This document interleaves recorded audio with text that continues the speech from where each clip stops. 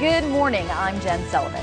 Our top story this morning, bracing for the heat wave. Temperatures soaring well into the 90s in some areas, and for many that means taking extra precautions to stay hydrated. We have team coverage of the hot weather this morning. Evan Peterson is live in Springfield with the warning that experts have when temperatures soar this high, and meteorologist Thomas Patrick is tracking the system and tells us how long this heat wave will last. But we begin with Evan this morning. And Evan, how does it feel outside right now? Hey there, Jen. Oh my gosh, I've been out here about 30 minutes and I've had to lose the jacket, I've had to roll up the sleeves, and I even had to loosen my tie a little bit. It is so hot. I was talking with Thomas right before I left, and he was telling me that whenever it gets this hot outside, severe heat, it becomes deadly. And as a matter of fact, more people get killed by this kind of heat when compared to any other kind of weather disaster out there.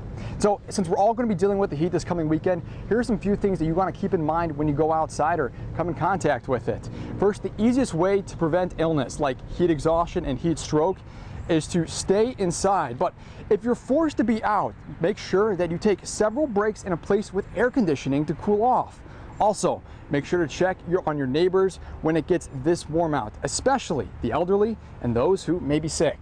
Well, heat stroke is a medical emergency, and if you see these, this person probably needs to go to the emergency department.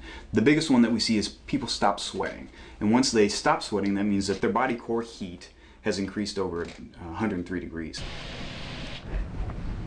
Jen, I've had to hop in the car a little bit, hoping that it would cool me off, and guess what?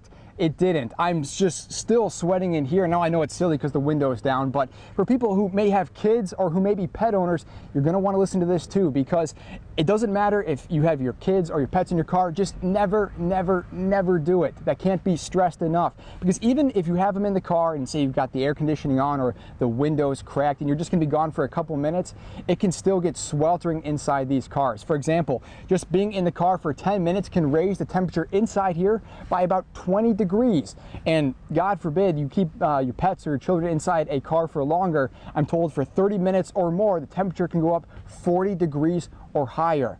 It's just incredibly hot.